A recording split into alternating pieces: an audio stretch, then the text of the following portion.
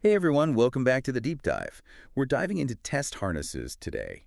Those essential tools that really make automated software testing tick. And we've got some great resources lined up to help us really break down what they are and why they're so important for anyone who wants, efficient and high quality software. Yeah, exactly. We all want Uh, that right.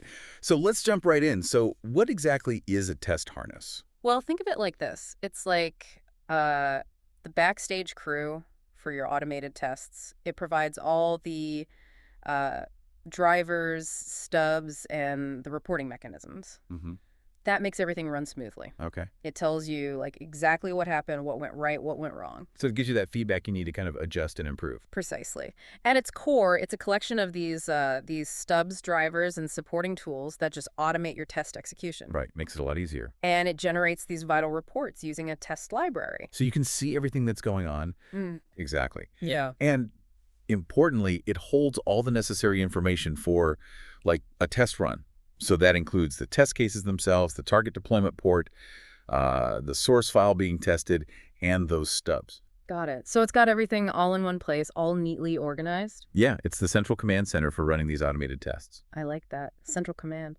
And our sources really highlight some key benefits for using a test harness, right? Absolutely. Like automating the entire testing process, executing those full test suites, Yes. generating those really essential reports that we were talking about, Mm-hmm. and even helping, with debugging. Yeah. So that's great. Plus, they record the results, they measure code coverage, which is like how much of your code is actually being tested, Right. and it boosts productivity through automation, enhances software quality, Yes. and can even handle those tricky situations that are really hard to simulate, right? Oh, absolutely. It's really powerful. So now that we know the basics, where are test harnesses most useful? Well, there are two main contexts that really stand out in our materials. Okay. Firstly, in automation testing, obviously. Right. That's where they manage the scripts, the parameters, and the collection of results for analysis. Right. So it's really about streamlining the process of testing automatically. Absolutely. Yeah. And secondly, they're indispensable in integration testing. So think of this.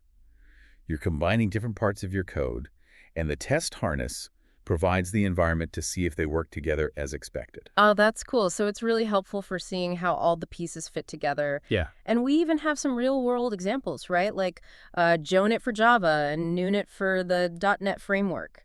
Exactly. These are like tangible examples of what a test harness can look like in practice. I see. Yeah. So these are tools that developers actually use every day. Yes. They offer the structure and the tools to run these tests within those specific environments. And this is where things can get a bit tricky, right? Yeah. Because there's a common point of confusion that we really need to clear up. What's the difference between a test harness and a test automation framework? Because they sound pretty similar. Yes, this is a really important distinction. A test harness, like we've been saying, is focused on those specific tools, Mm-hmm. the drivers and stubs interacting directly with your software. Right. And one key thing to note, you can't generally just record and replay actions within a test harness. It's very code-driven, Yeah. It contains that essential information to compile and run those specific tests. Okay. So very focused on the execution of the tests. Exactly. But then what about a test automation framework? What's its scope? Think of a test automation framework as like the big picture, the overall strategy. Mm-hmm. It's a set of processes, procedures, abstract ideas, and the overall environment for designing and implementing your automated tests. Okay. So it's more than just the tools themselves, it's the whole process surrounding them. Yes. And unlike a test harness, a framework often allows for manual record and playback of those scripts. Mm. It includes stuff like test libraries, various testing tools, best practices for automation, and the entire testing platform. Ah, I see. It's much broader. Yes. You'll hear terms like data-driven testing, keyword-driven, behavior-driven. These are all different types of test automation frameworks. Wow, so there's a lot to learn about these frameworks. Yeah. So to sum it up, the test harness is that focused engine for running tests at a detailed level, and the test automation framework is like the roadmap and guidelines for your overall automation efforts. Exactly. The harness works within that broader framework. I get it. Good. So basically, to summarize for everyone listening, test harnesses are essential for the nitty-gritty of automated testing.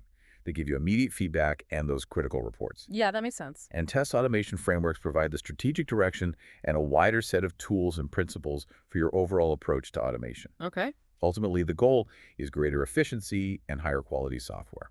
And that's what we all want at the end of the day, right? So for our listeners out there, think about this.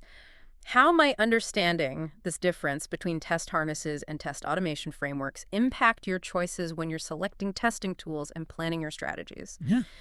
What advantages or disadvantages might you see in focusing solely on a test harness versus adopting a full-blown test automation framework?